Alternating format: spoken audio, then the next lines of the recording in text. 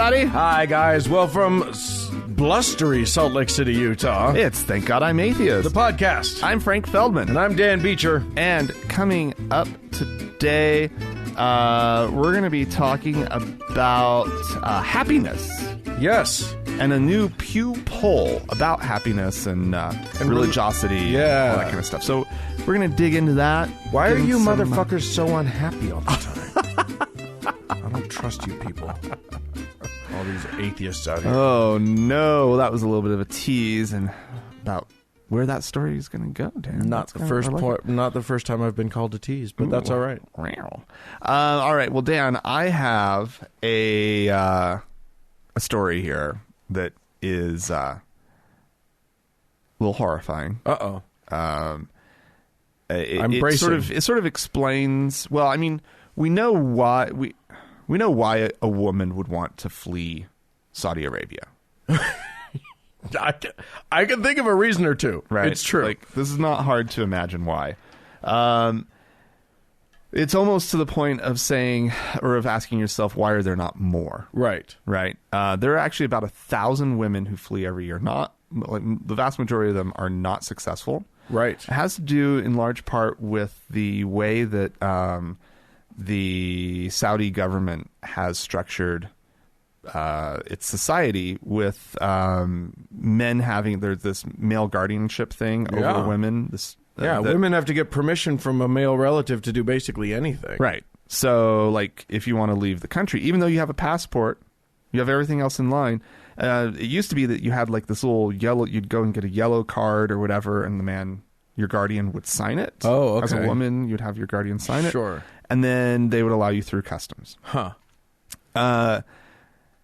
With little international fanfare, a few years ago, the Saudi government issued an app that is really starting to come to light now in the West called Absher. Huh. And it is designed to help male guardians track down the women that they are responsible for. Of course it is.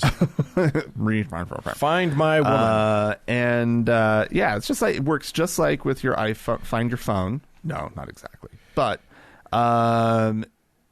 essentially what women have to, so built into the system, a man is able to say, on these dates, this woman has permission to be out of the country, and she has permission to go to these specific places. Okay. Right. And so that case that happened recently of the woman who fled to Canada, and the one that ended up in like Thailand. She was trying to get to Australia. I think, initially. It's that. Yeah, that's right. That was all the same story, wasn't it? Yeah. So anyway, her story, she actually had to sneak in, access her male guardian's Absher account. Oh, shit. And give herself permission to leave the country. Holy crap. This situation in Saudi Arabia is really the existence of this app is really only starting to come to light because of her high-profile escape. Right. And now people are really starting to talk about it. It's been talked about extensively on Twitter, with the often accompanied with the hashtag,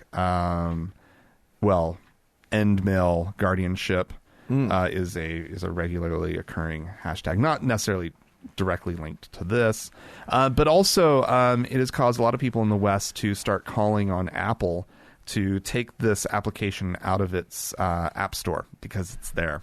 Yeah. And because it obviously is a tool of oppression, and that should be in violation of Apple's terms and conditions and whatnot. Yeah, but not when you write those terms and conditions in Arabic. When something gets lost in the translation there. Yeah, you mentioned some of the things that women have to get permission to do. That includes getting married, studying abroad. I believe it's like now that women can get driver's licenses, it probably includes being able to get a driver's license. And I think we've mentioned this on the show before, but it bears repeating. Even leaving prison, right, is something that a woman has to have permission from their male guardian to do. So, which is funny because then if they don't get that permission, the state is somehow obligated to continue to house and they just feed. keep them. Yeah, locked up. Okay. Just disgusting. Yeah. Awful, horrible. It is disgusting. Treatment. How dare she go onto someone else's phone and hack into their account and fraudulently give herself permission for these? Seems Gentlemen, like some kind of violation. remember to keep your passwords safe. That's all I'm saying. You can't control your women if they can get your passwords. Damn. That's gross just saying it. Yeah. Okay, we're gonna move on.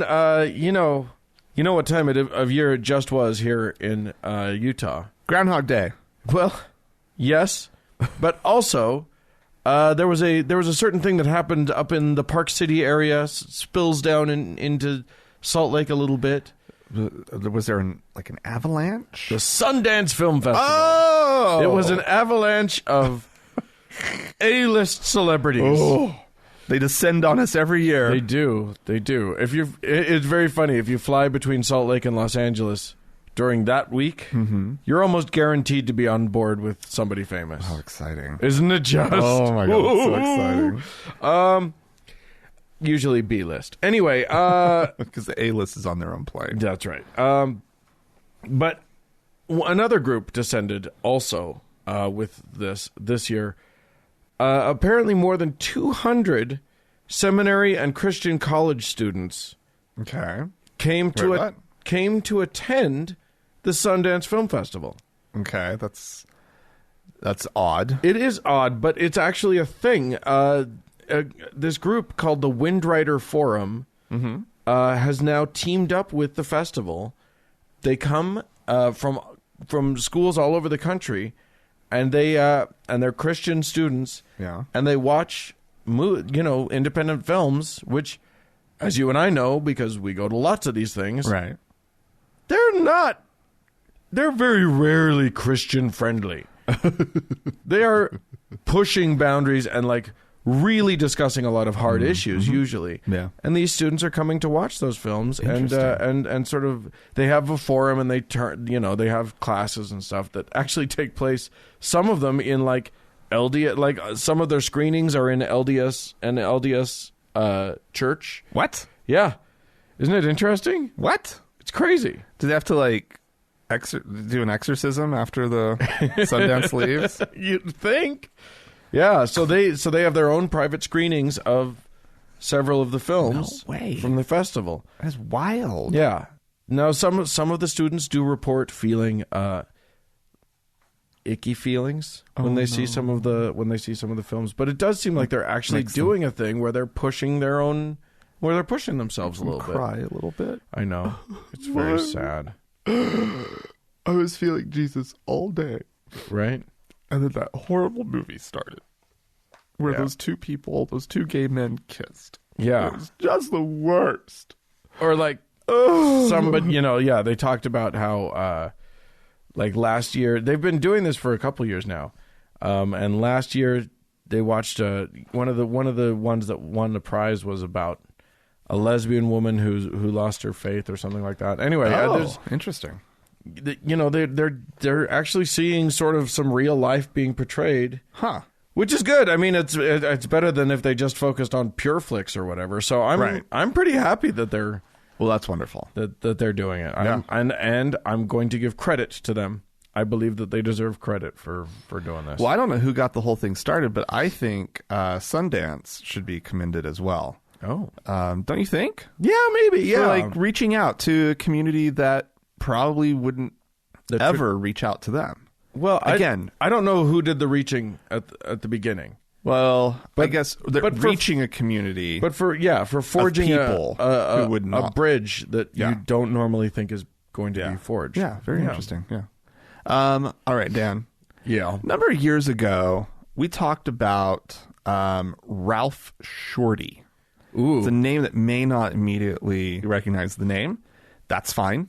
He really wasn't that important of a person. He was a Oklahoma State senator. Oh. Right? So very important person. Very important. A VIP. Let's see. So he was stridently conservative on just about everything. He supported anti-LGBTQ legislation. What? In Oklahoma? I know. Just the worst. Who ever heard of such a thing? Well, he was the guy who he got caught with an underage male prostitute. A 17-year-old kid. Of course you did. And so anyway, I remembered the story because obviously Oklahoma, I would kind of remember it. Yeah. Because, from being there and everything. But he was, at the time, sentenced to 15 years in prison. Well, he has now been ordered to pay $125,000 in restitution to the teen. Wow. This is to cover the boy's sort of therapy as he seeks treatment for the trauma and victimization he experienced at not just Shorty's hands, but just working as a teen. That's one expensive sex worker. Yeah, Shorty will be paying for this probably the rest of his life. To be honest, especially since he can't hold a good job right now, being as he's in prison and all. Yeah. So obviously, there will be no money paid until he is out of prison. So this young man does have to wait for that. But obviously, but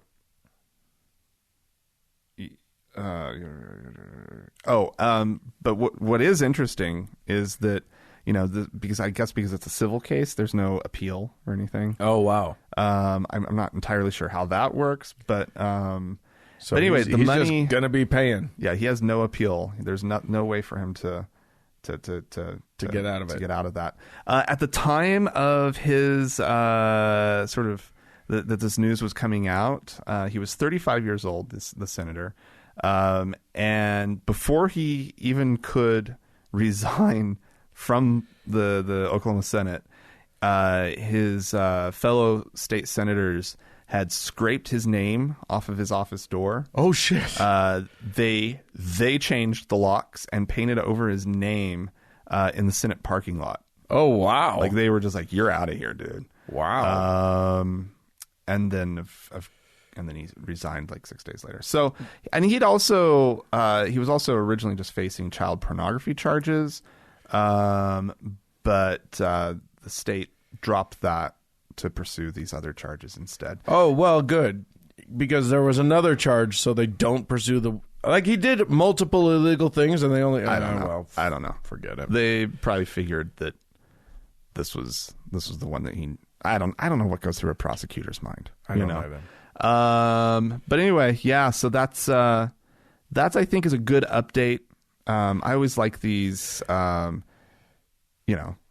total unbelievable lack of surprise stories where the super gay hating guy gets caught with a male prostitute. Yeah, shocker, big shocker. We're all super shocked by that. It's never happened before. Well, I'm gonna tell a story. This is a horrible story. I hate this story, but this is well, it's not my. I didn't do it. I'm just a reporter. Don't kill the messenger here. This is the story of young Ethan Hausholtz, a 7-year-old kid in Wisconsin, who did not properly memorize his Bible verses. Oh, well, that's what he's supposed to do. It was his job. It was what he was told to do by Timothy Hausholtz. Okay. Who I believe is his adoptive father. So he needed to be punished, obviously. He hadn't memorized his verses. So he was made to carry a 44-pound log, which Christ. is like 2/3 of his own body weight. I'd have a hard time doing that. Around, doing laps around their large property for a long period of time, supervised by his brother, his adoptive brother, Damian Hausholtz, who was 15, who beat him as he did it, poked, prodded, punched. Oh, my God. knocked him to the ground several times, stepped on his head in a puddle. What? Really just beat the shit out of him until he died. Are you kidding me? Nope. So now awful. How truly awful. Yeah. So now Timothy, the father, Damien, the brother, and Tina, the mother, are all charged with various. This isn't the one where they crimes. Also buried him in snow or whatever. They did bury him in snow. Oh, Jesus Christ! Yeah, isn't that fun? But, so this happened. Back in April of 2018. Oh my God! But the criminal charges were not filed until this week. That is so gross. The father was charged with felony murder and 5 other charges. The kid, the 15-year-old kid, was charged with first-degree reckless homicide and 6 other charges, and unfortunately will be probably tried as an adult. Wow. Which I don't like that. I feel like that is... He was abused into Yeah. clearly doing this kind of stuff. Yeah. He should be given a lot of therapy. Yeah, I mean... And a lot of help, and maybe, hopefully, a chance at No, a life. Nope, he'll just be put into the criminal justice system and his life, and made sure it'll make sure that he'll never have a good, happy, healthy life. The mother, Tina McKeever Householtz, is charged with failing to prevent bodily harm.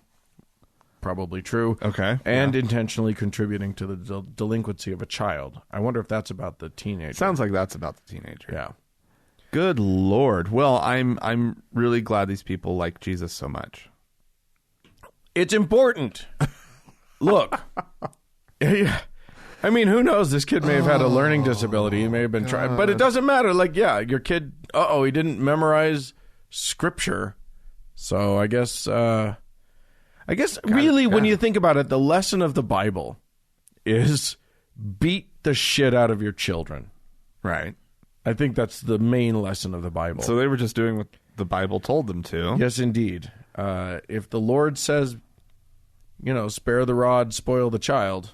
Yeah, but where in there does it say you have to learn your verses? Or you're going to have to go out and carry a log around? Well, that's just ridiculous. Yeah. Log. I would assume that these people would probably have found some way to abuse their children with or without Christianity. Maybe. That's my guess. Probably. They were going to be shitty parents either way. But I guarantee you that they justified their shittiness using the Bible. That's true. That's true. Rather than we're just shitty. Yeah, who knows if it would have gone as far, but they're just, that's just infuriating. Yeah. Well, Dan, oh God, I hate to go from a story of a child dying to this. But there are, we have from time to time on this show brought up various different burial options that exist in the world. Right. Burial of dead humans, you mean? Burial of dead humans. Sure. This is obviously, it's, it really probably shouldn't matter, but I have my feelings about what I want to have happen to my body. I'll be dead and gone, but I have wishes. Sure. Right. And a lot of people have wishes. Yeah. Washington State is exploring allowing a new kind of green burial wherein the body would be composted. Love it.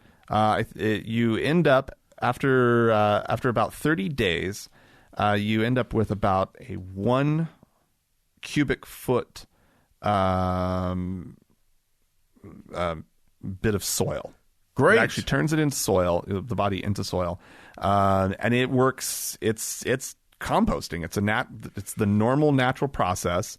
Where the body is put in a vessel, it is covered with wood chips, and they aerate the whole thing. Sure. And it creates an environment that encourages and is hospitable for microbes and bacteria to do what's needed to break that body down in 30 days. Wow. They're able to reuse the vessel. Yeah. From person to person. Sure. So this thing is green. I love it. And instead of, cremation, there's so much energy required. Yeah. In order to cremate the body. And nothing is gained from it. All the nutrients that body may have had for some are destroyed. Right. And typically burial in this country also is accompanied with the body being embalmed.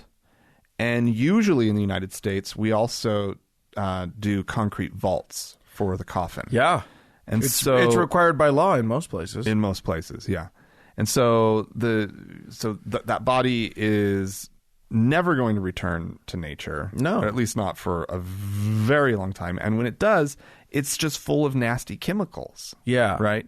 Don't embalm unless you have to unless you really need for there to be a viewing, and that has to be in 3 weeks instead of 1.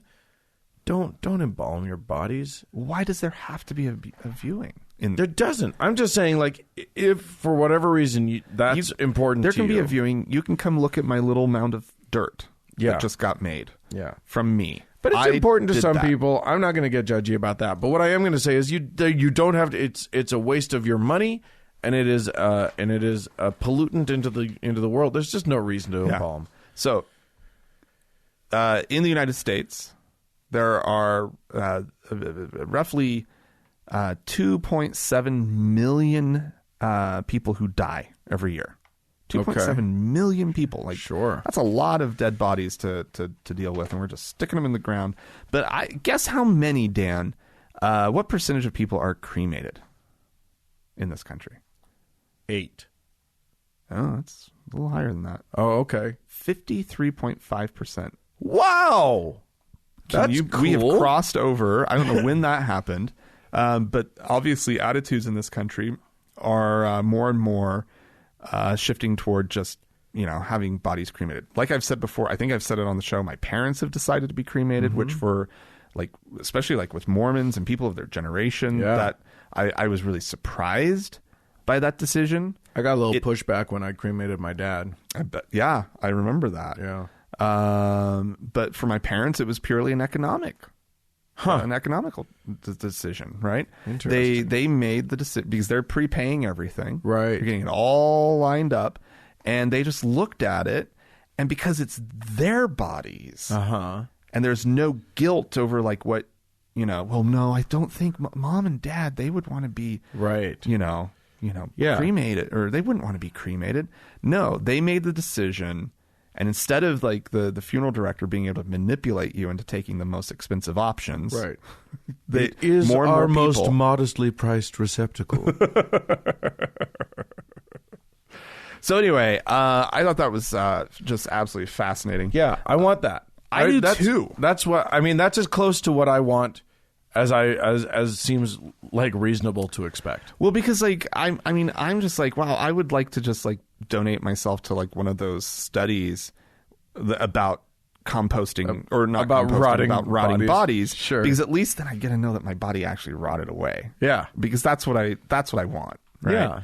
Yeah. Leave me out in the woods. That's what I want. My dad used to always say, "Throw me to the wolves." To the wolves, right? Well, I think that's a great idea. I think we should just completely fence off an area, and you just throw the bodies over the fence. Get a trebuchet. See how far you can launch them. Yeah. And let the pack of wolves, the very well-fed pack of wolves, just rip the bodies apart and then poop them out. There you go. That seems like the best way to die. But this composting thing, not die, I but like. to be. Are there people protesting against this idea? No, it's more that the state is trying to figure out, how to. Because legally, there are only 2 things you can do with a body. Right. Right. You can bury it or you can cremate it. That's for the state of Washington. I would assume that's probably most states. Right. Right. And so what they're considering is making this a third option. Yeah. There are other options out there, of course. There's that one where you sort of are chemically cremated. Oh. That's like a thing that's happening where your body is just dissolved and they basically just flush you down the drain. That sounds horrific. And then they take the bones, and they pulverize the bones. And this is some like Breaking Bad shit right there. Oh, yeah. No, that one just sounds awful. Yeah. But a lot of people are... Also, I don't want bodies floating down my sewer system. That seems wrong or bad. And then released into the... I don't know. There's so much bad shit. It's the chemicals I'm more worried about. I don't like... Yeah. I don't know. Well, that one is considered a fairly green option. I'm not sure exactly what chemicals they're using and all of that, but it's rendered not hazardous before they flush you. Sure. And that's legal. I can't remember what the article said about that, but it was like 16 or 18 states. That's actually legal in. I'm saying just let the microbes do their job. Let the Absolutely. bacteria That's why do the work. composting is brilliant. Yeah. So yeah, I'm on board. And then put me in your garden. Yeah. Put a flower right in me. That just seems fucking brilliant. I can be literally pushing up the daisies. You could literally be a tomato next year, Dan. Eat me. Eat me. All right, I'm going to close it off with a story, a local story, some local interest. Utahns will probably know this name, maybe. We definitely knew this name. I knew the name, yeah. Sterling Van Wagenen. Yeah, a sort of, if you can say it this way, a luminary of Utah film, an LDS film production, including... Well, he was actually a Hollywood... He actually produced film in Hollywood, though. I know of at least one film that he was a producer of because it did really well at the Academy Awards back in the mid-'80s.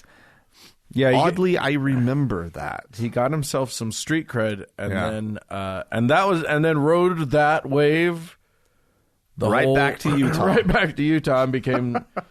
the biggest guy we got, sort of thing. Or the biggest guy that the Mormons have. Right. Including he made at least one of the films, the videos that plays in the temple ceremony. Yeah. You and I have talked about the temple ceremony recently.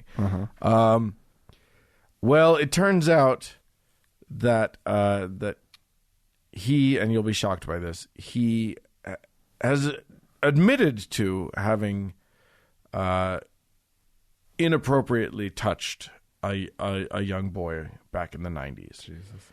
It's the admitting that's shocking. Not so much the fact that... Yeah. I mean, not specifically him. I mean, he didn't come out with I had no opinion of the man, right, as to how, much of a creeper he seemed or anything. But he didn't... People actually saying and admitting it, that's... Well... Here's the thing. Rare. What happened was this kid, all grown up now, went to confront him. Oh wow! And recorded it. Oh Jesus! And then it got out on the Mormon leaks. Yeah. So here's, I'm never surprised when someone who has risen to prominence within a religion,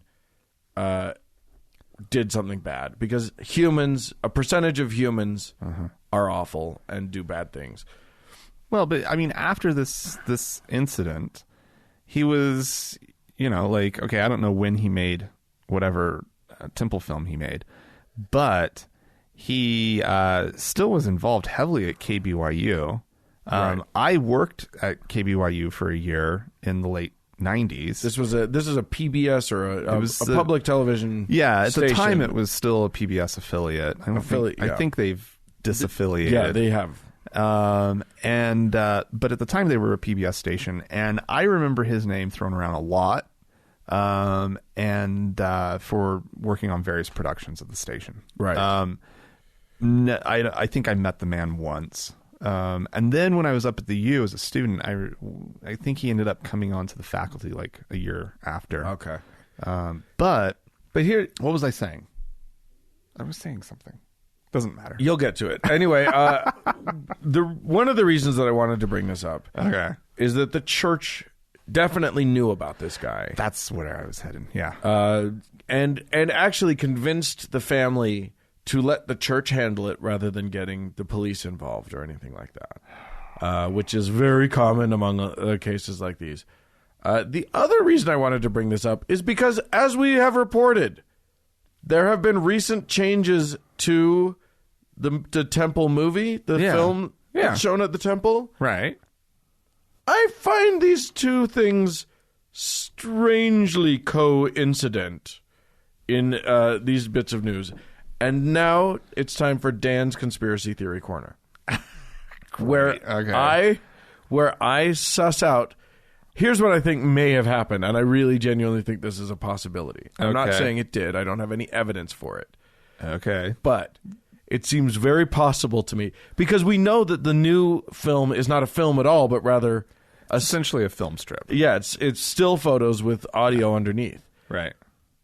I'm wondering if they had to hastily create that because they knew that this was going to break. That that Sterling may have gone to them and said, this shit's about to hit the fan. Unless he produced every single film, there were always a couple or a few films in rotation. Oh, well. So, I mean, they could have just pulled his film if there was some worry about that. Yeah, but would anybody know that was the film? Yeah, I guess if it's a slideshow, you can say, no, he produced the films. Now there's a slideshow. Right. It's just a theory, but it just seems like this. I'm wondering if they paid the guy who was leaking this a little bit of money to hold off until they could get their damage control in order. That is some big time conspiratory thinking on your part, Dan. Yeah, it's not that it's and for any, what makes a good conspiracy theory is that it seems plausible. Right. So I'm not claiming that I know the truth on this. I'm not claiming any evidence. I'm just claiming it just started to smell like something was going on. Well, and also like a lot of conspiracy theories. Now that you've said it, like, well, how I have nothing to argue against it. There we go. And this has been Dan's Conspiracy Theory Corner, everybody. Hey, if you'd like to write into us with your own conspiracy theories, you can do so. Podcast at thankgodimatheist.com. Or call and leave us a voicemail message. The telephone number is 424-666-8442. Yep. Go to the Facebook page, facebook.com/TGIAtheist. And while on Facebook, search for the TGIA Members Only Lounge. Request to join is a closed group, but we will let you in. Also, check us out on Reddit and Twitter at TGI Atheist.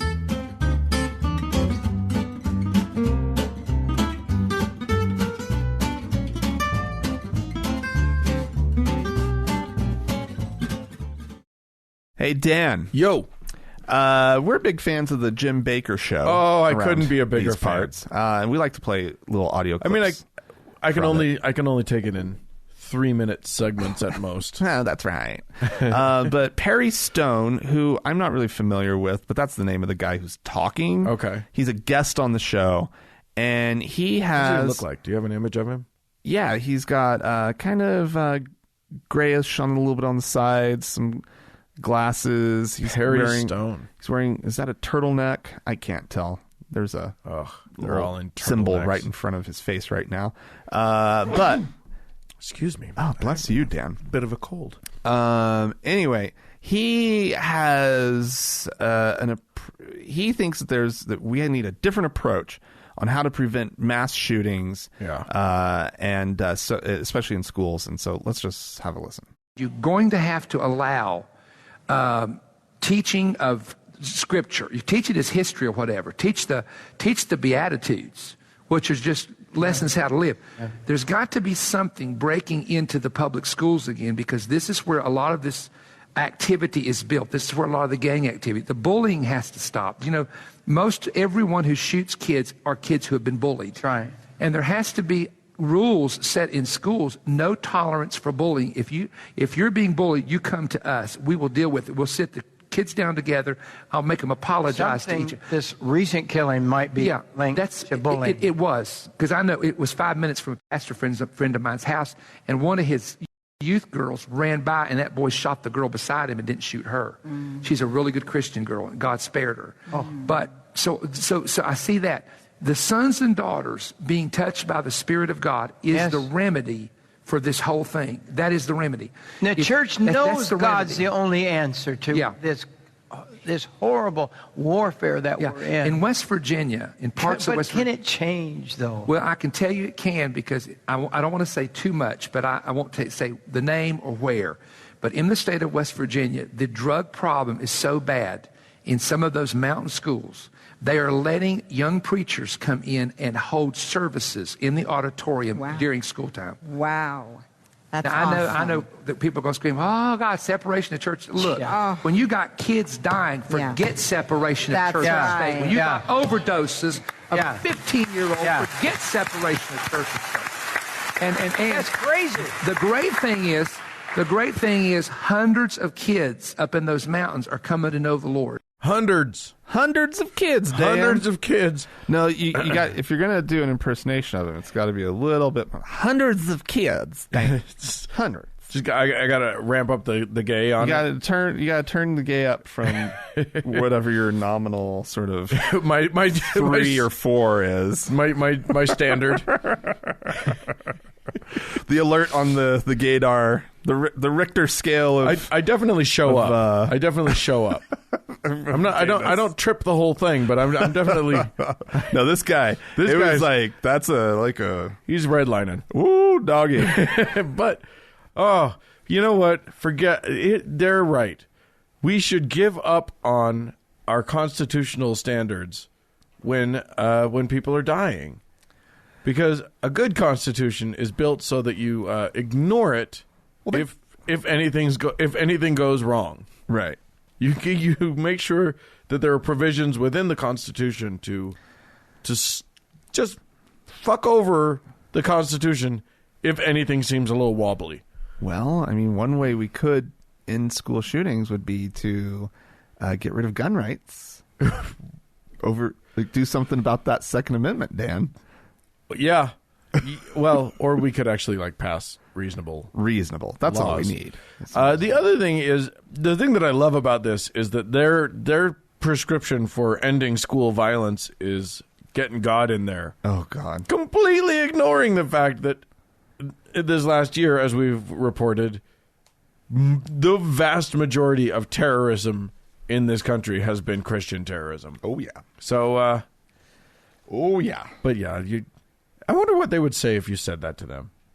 Would they just deny it? Well, They'd probably just deny it. Because it is like Christian terrorism, but it's also steeped in white nationalism. Well, there's that too. Right. Sure. That is the But it's part and parcel. You don't get white nationalism that isn't Christian based, that isn't also ranting and raving about Christianity. It's true. But they'll just disavow. Yeah. That's not our Christians. No true and that's what I'm saying is that it's easy for them to try to draw a distinction, right? A distinction we may not agree with or see, but right. Anyway, well, I guess did we have any emails that you wanted to address? Yes, we have. I don't have any voicemail. Well, I got all the emails. So here we come. We got Stephen wrote into us, said, "Hello, Frank and Dan." That's a good way to start, I think, Stephen. Hello, Stephen. I was curious what your thoughts are on the negative nature surrounding atheism in our culture. While I understand the topic has been covered numerous times in regards to theists stigmatizing atheists, I think atheists are looked at negatively even by many secular people. I've seen atheists range from being apathetic toward out atheists to complaining about the majority of atheists. I think there is a very negative straw man version of atheists that paints us as arrogant, angry, obnoxious, and impatient. As a result, many atheists seem to come out of religion, but still hold on to the negative feelings surrounding the label atheist. Sometimes it almost feels to me that this apathetic or negative feeling towards open and active atheists has a strong influence on atheists being a confident, influential, and supportive group. So what do you think about that? Well, yeah, and I've actually this actually fits kind of into a thought that I've had recently. Okay, which is atheists as a group. We lack a lot of the. We're a group not because of anything that we do believe, but what we don't believe. So we're not cohesive as really a group. But I was wondering, how do we get some of that sort of university level, institutional level, PC generosity and protection toward our community, where people where it starts becoming out of fashion to say negative things about gay people, and that people actually, or not gay people, atheists, right? And that people who are not atheists actually start to say, no, that's not cool, right? Much in the way that we've been successfully changed people's attitudes on use of certain words or whatever, right, directed toward women or people with learning disabilities or whatever, like, or gay people, or like there has been a shift in our culture because of those attitudes, and I just wonder how do we get that as a group? Yeah, I mean, I think part of the thing is that when you come out of religion, a lot of the time, a lot of people who come fresh out of religion have a lot of anger, and that's fine, right? And then they want to hear from angry atheists, and so like people who are yelling angry stuff into microphones to kind of get elevated and whatever, right? So maybe part of it is like start trying to elevate voices that aren't angry, right, within our community. But I think that aren't obnoxious or whatever. If being atheist, but most of them aren't. Carry like. Do what? Most atheists aren't. Most atheists are great. I know, really nice people. That's what I'm saying. If being atheist didn't carry the stigma of, well, all the various stigma that is tacked on to being an atheist, but like if it could be understood more as identity level, and I know that sucks, and I kind of don't even want that for the atheist community, but I just think that if we could control the conversation more about who we are as people, it would go a long way. And I don't know if that really is addressing what he's talking about, but yeah, I don't know. It made me think of that thought of like, how do we get some of that sweet PC love? Yeah, yeah. How do we destigmatize atheism? Yeah. Well, ladies and gentlemen, put some work into that thought. Try and figure out how we do that, and then let us know. Yeah. Jen wrote into us, "Hi guys, love the show. It's a great way to get through my boring workday." Well, that's nice. As someone who lives in Surprise, Arizona, that one always sneaks up on you. Come around the corner, and there it is. The insight into Mormonism is welcome knowledge. But the reason I'm emailing you is because one of the ads I heard was on our show was for Grand Canyon University, a Christian college. No, really? Thought it was odd, but I heard the same ad listening to another atheist show. Oh, gosh. We should take this opportunity to just discuss that we don't choose the ads. We don't have any control over it. We lost some listeners during the last election cycle because there were some Trump ads that ran on our show. Yeah. People are mad about it. I think it's funny. Yeah. I think when something advertises on our show that is very clearly against what we're all about, right, I always think that's hilarious because like they're just wasting their money. Right. They're throwing their money down the toilet with us, with our listeners. Yeah, exactly. But, I know. I'll take their money if they want if they want to give it to us. Absolutely. But yes, sorry if you hear an ad that you find weird or distasteful, but that's not our job. Yeah. And we unfortunately for us, we don't have the clout to be able to pick and choose yet. Yeah. Someday. One more. This last one's from Cynthia, who says, "Dear Frank and Dan, I first want to tell you that I love the show. I would say that I finally embraced an atheist lifestyle in my early 40s, nice. Somewhere, which is between 2018, 2019. Wow. Well, welcome. Yeah. Fully embraced atheist.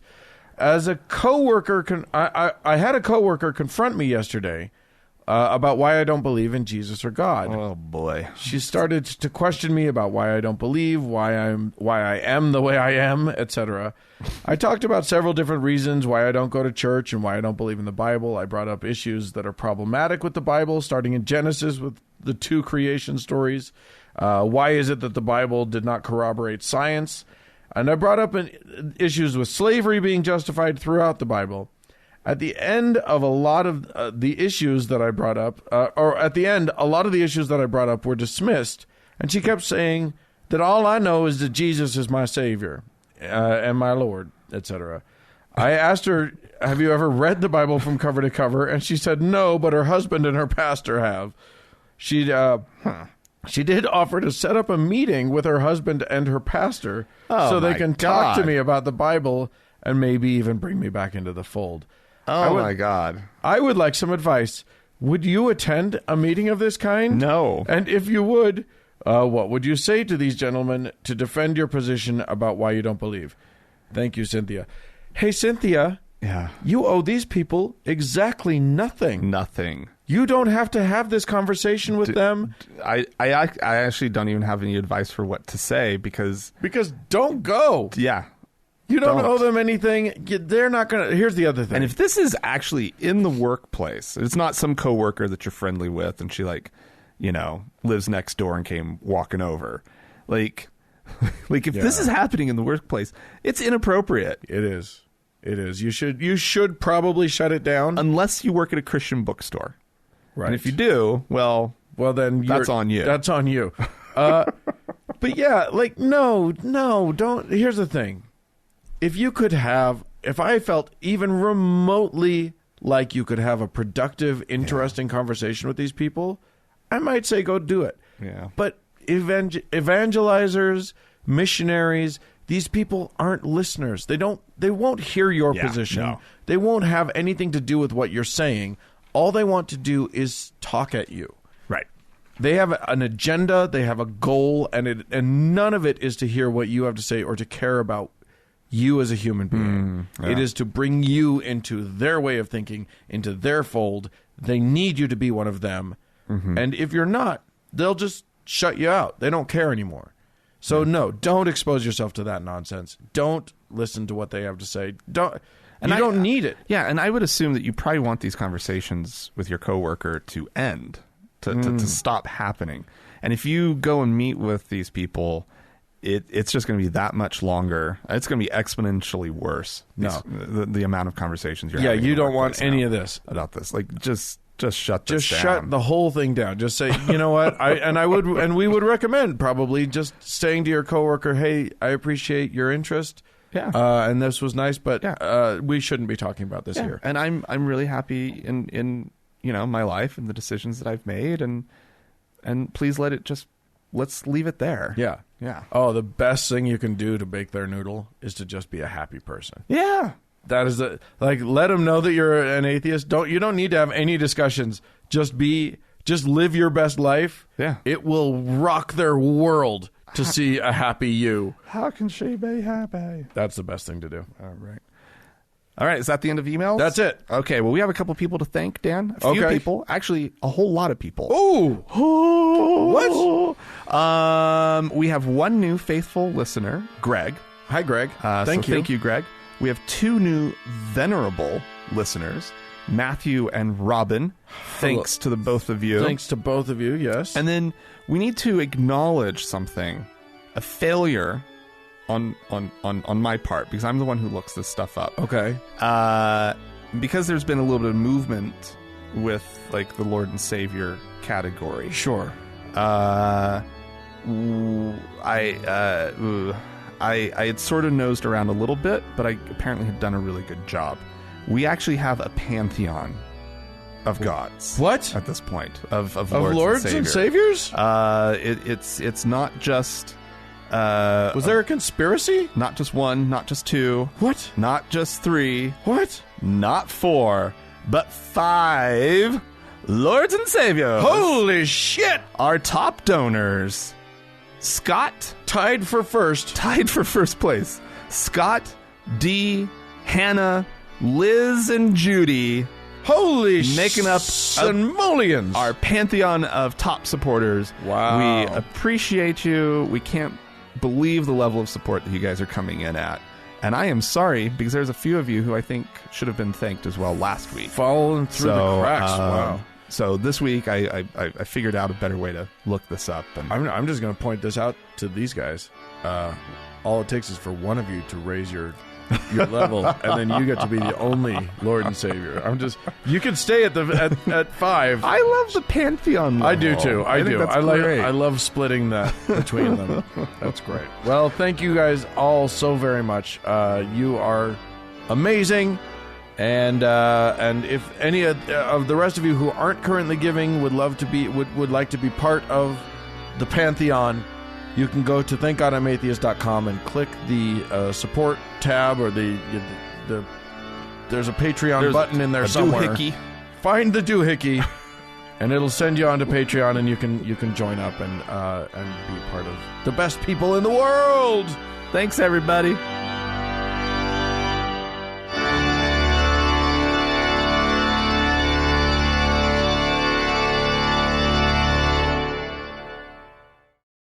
Hey, Dan. Hey.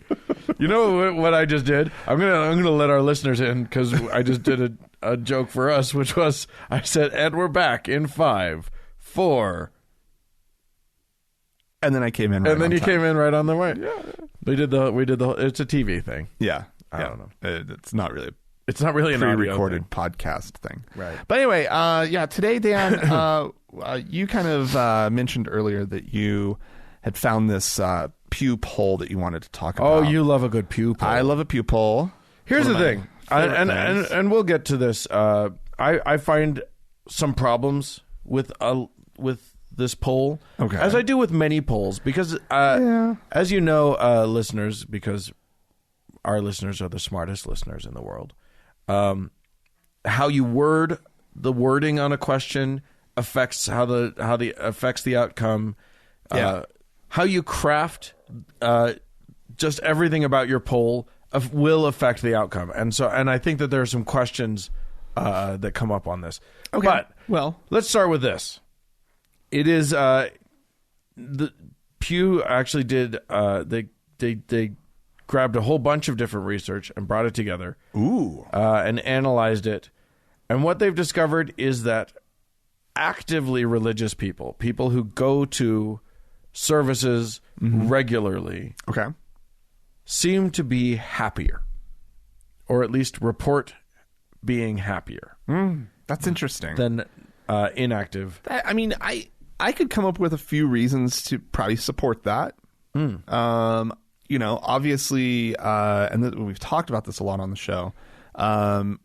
Religion and going to church in particular gives you a community. It does. And we are social beings, right? And I could see somebody finding a certain level of satisfaction in their life and a certain happiness from those connections that they make, those friendships and whatnot. Sure. At church. Sure. And there's usually there are activities that happen during the week. Yeah. At most churches. So there's fun to be had. Yeah. There's community. There's friendship. Yeah. And so on offer at most churches. And so I could see that actually increasing a certain level of just life satisfaction and their happiness. It is a struggle. That is one of the struggles of being an atheist for many atheists, is that broader sense of community, right? But finding community can be tricky for those of us who don't have a built-in thing like church. Right. Now, one of my issues with this is that these people who go to church are self-selecting. So people who regularly attend church are not the people who are marginalized by that church. They fit. Yeah, you know what I mean? In. They fit in. Okay. They do well. They thrive in that environment. People who don't regularly attend church but may be still believers, right, could very well be the ones who those people may make them feel like shit. You know what I mean? Yeah. Lots of people who don't go to church are made to feel like shit by the people who do go to church. So there's a lot of nasty churchgoers. There's a lot of that shit going on, and that's one of my objections. Well, to this kind of a thing. we do know that church people often have a sense of superiority. Yes, and maybe that makes you feel happy. Maybe I'm better than everybody else. Look at how much better I am than everyone. Boy, I feel good about that. Yeah, I feel great. That makes me happy. Yeah, that's funny. Another issue that I wanted to bring up, and I know that this is true within Mormonism because that's my culture. That's what I know that group of people. Sure, yeah. Is that there's a pressure within the Mormon church, and I think this probably applies to a lot of other churches too. But the Mormons do take it to an extreme. I know where you're going. Yeah. There is a pressure within the Mormon church to be happy and to report happiness. Yeah. Because if you don't report happiness, even if you're actually miserable, there are Mormons who are actually miserable, but will tell you how happy they are. Right. And a lot of that comes down to this cultural sense that if you're not happy, so the church is meant to bring you happiness. You're supposed, if you're doing all the things that the church tells you to do, the promise is that you will then be happy. Right. And therefore, if you're not happy, right, you're not churching well. Right. You're betraying God in some way. You're doing something wrong. And this explains the amount of antidepressants that are taken within the Mormon community. Right. Because there's something wrong with them because they see the act that all these other people are doing, this happy act. Right. They don't realize how much of a happy act it is. Right. They get down on themselves because they're not that happy, and then they go and get some Prozac to fix themselves right up. I've got nothing against taking Prozac. I don't either. I think it's great, but yes, if you're legitimately the problem is that Utah County, which is sort of Mormon central, is one of the highest consumers of antidepressants in the country. Yeah. If not the highest. It's like the highest. It's really bad. So there's a correlation there. Yeah. And if you ask people, I wonder what would happen if this same survey, if the Pew people said, also, are you taking antidepressants right now? that should have been a question. Because if you're happy, but like you're achieving it chemically, again, nothing against that, but I think a lot of these people aren't clinically depressed; they're religiously depressed. Yeah. You know what I mean? And they need that extra boost. Yeah. That way. There's some interesting other concurrent things in this study, not just happiness. They also talked about health, and this is an interesting thing to me because they seem to be claiming, and as I was reading, they were like, and it seems like there are some health benefits to church attendance too. And and as I dug into that, it seems like what they're calling health benefits are actually what are considered healthy behaviors. So fewer smokers in religion, fewer drinkers in religion. Okay. That makes sense to me. Those aren't necessarily tremendously healthy things to do, although, you can drink in moderation and be totally healthy. Right. And even smoke in moderation, and that's okay too. But, it's not great. Right. But you're fine. Yeah. Most smokers, if you're a smoker, you're not doing it in moderation, so it's probably not a great thing. But here's the interesting thing. Guess what, everybody? What? Nothing. Dan's an occasional smoker? Yes, I do. I smoke the occasional cigar. Just so that everybody knows where that's coming from. Yeah, anyway. Because that's not my stance. Okay. About cigarettes and whatnot. Anyway, I know a lot of people who, they only smoke if they're out with their friends drinking, and they get it. And that's obviously far less risky behavior. Right. That's what I was trying to get at. Yeah. Anywho, however, there are some other things, like, for instance, regular church attendees, far less likely, or not far less likely, slightly less likely to exercise regularly and are slightly more likely to be obese. So wait, but they're healthier? Well, when you dig down, it seems like maybe that might not be the case. They're more likely. Wow. Yeah. I mean, they are more likely to be civically engaged. And I think that is one of the things that I wanted to talk about a little bit. We fucking see that in Utah. Because let me tell you something, ladies and gentlemen. It's real important for all of you guys to be civically engaged, to be engaging with your government, to be voting all the time. Yes. Even when there's not a vote happening, go running vote for something. Some silly little office. Yes, indeed. Get yourself on some council or committee in your community. Yeah, or go and attend the meetings and just make sure there. Get up there and speak if you have something to talk about. Yeah. Make sure your voice is heard. Yeah. Write letters and emails and whatever. Absolutely. Be ignored by your politicians the way I'm ignored by mine. It's very important. Anywho, I think that is one of the things. Our demographic is one of the fastest growing demographics in these United States. Yes. And probably worldwide too. I haven't really looked at those figures lately. But I definitely know that in the United States, atheists, agnostics, non-religious people growing by leaps and bounds. Yeah. The young people, they're casting off the chains of religion in droves. Right. So now it's time for us to make our voices heard, because we are disproportionately large and disproportionately underrepresented and underheard. Yeah. And people who go to their churches are overrepresented, and they get to be heard a lot. Yeah, absolutely. And frankly, I have so much privilege in the rest of my life, I would like this to fall in line. I am a straight white male. I've got it all except for this part. Right. So if we can get this piece of the puzzle into place, my privilege bingo card will have been blacked out.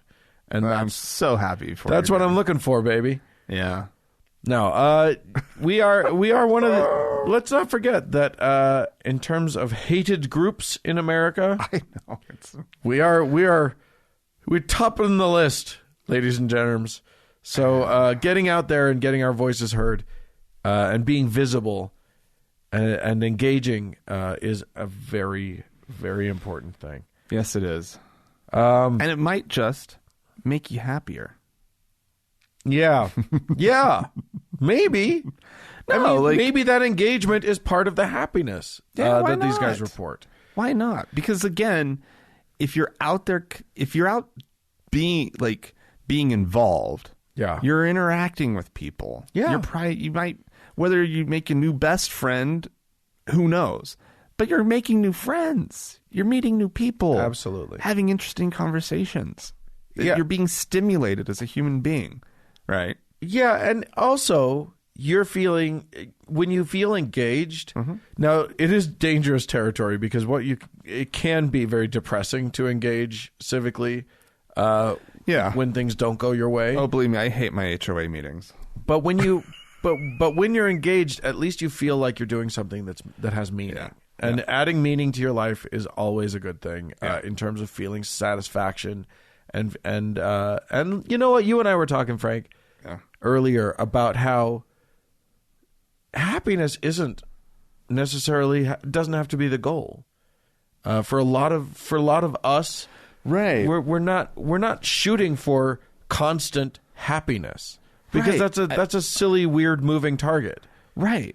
Because like I think we should be trying to avoid, sadness, and obviously super avoiding, I mean, sadness will happen normally in your life, right? I guess the more extremes of that, where maybe you fall into depression and you need to get yourself out of that. And misery, right? And all of these things, Yeah, these things are to be avoided. Right. And it's not, I don't think I need to be happy all the time to have a satisfied and content life. Right. Right. And because contentment, and there's almost like this negative idea about contentment in our culture, right?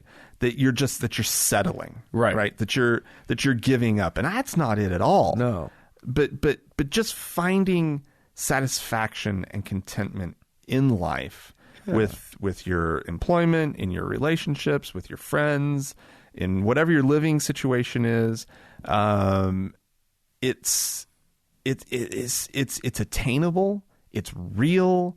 It feels good. Happiness it comes in waves. It's fleeting, right? Yeah. And so if your whole goal is just to be happy, I just think you're going to be upset that you're not happy all the time. Yeah. Right? Like you're going to stress yourself out. Yeah, it's literally a way to make yourself miserable shooting if you feel like you always have to be happy. Yeah. But satisfaction, contentment, these are things that when you can look around at your life and just say, you know what, things are good. Yeah. I feel good about, my tiny little, condo that. Yeah. I love that fucking condo. Yeah. And it is so many people's worst nightmare, because it's so small. And I just think it's like the best thing ever. Well, right? That's the other thing is that happiness for a person, at least in my life, the things that have made me happy at various points in my life have changed over time. Mm-hmm. Mm-hmm. So like, I don't have a vocabulary to describe what will make me happy.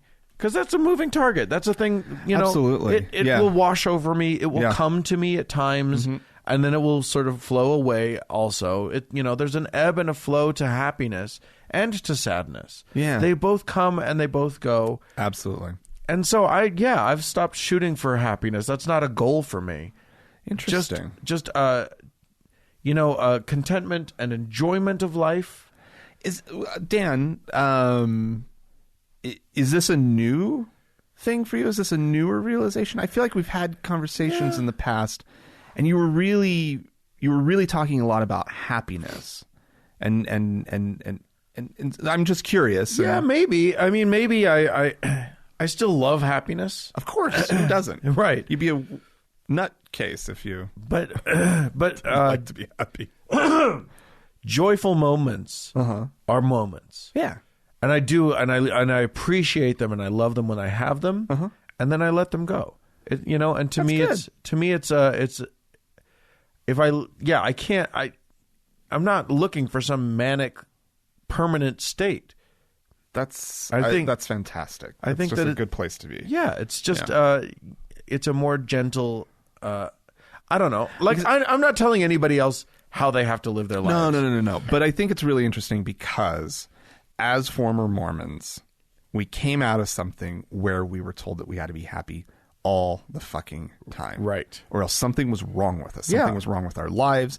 Something was wrong with our relationship and connection to God, so forth and so on.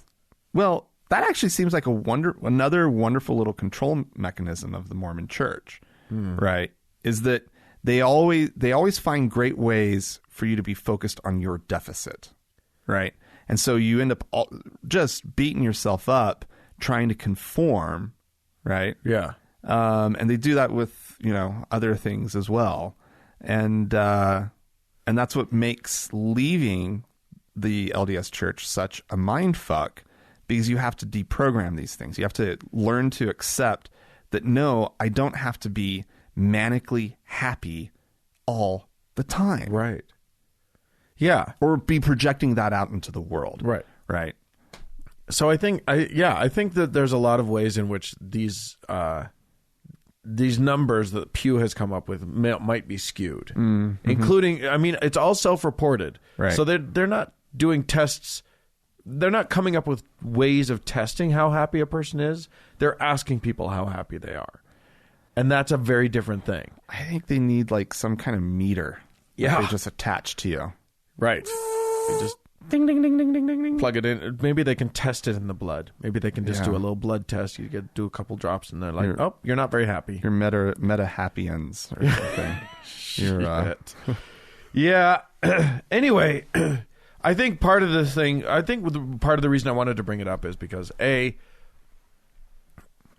think it was it George Bernard Shaw? I think Shaw said the fact that why are you laughing at? I'm sorry. Did I just get a little literary for you? A little too literary for Frank. Was it Shaw who said? I'm sorry, everyone. Okay, proceed. Okay. I'm sorry. I'm making... Sorry. I do think it was George Bernard Shaw who said that the fact that a believer is happier than a non-believer is no more material than the fact that a drunkard is happier than a sober person. So he said something along those lines. That's a paraphrase. I love that. That's good. I'm glad you remembered that he said that. Thank you, Frank. I'm sorry. Anyway, I think that, like, it's not something that we need to worry ourselves over, but it's something to look at in our lives. Oh, yeah. And in our communities. And how can we provide community for each other? Yeah. And how can we provide better, a more stable living? Because, that's the other thing that a lot of church communities provide is they know that if something goes wrong in their lives, there will be a group of people who will help them. That's true, actually. You know what I mean? They have that sort of sense of a safety net. The dinners start showing up. Right. Or your lawn just magically gets mowed that week. So I'd like to encourage each other, us as a community, to say, you know what? How can we reach out for our other community members? How can we be there for each other in a way that that we've lost if we've left a community that did that for each other? Yeah. So, I don't know. We can always. It never hurts for us to look at ourselves and ask questions about how we can do better. No, of course not. And if this Pew poll is a reason to do that, congratulations everybody on not being quite as fat as or as unhealthy as believers. No, I have nothing. Getting more exercise, clearly. Get more time. Get some more exercise. We have more time to get exercise. Right. Yeah, exactly. So, and clearly we have been. I don't care about fat. You can be fat if you want to, but be But healthy. be healthy. And be happy. Be happy if you can, and if you can't, find a way to feel satisfied at least. Yeah. And let's just leave it at that.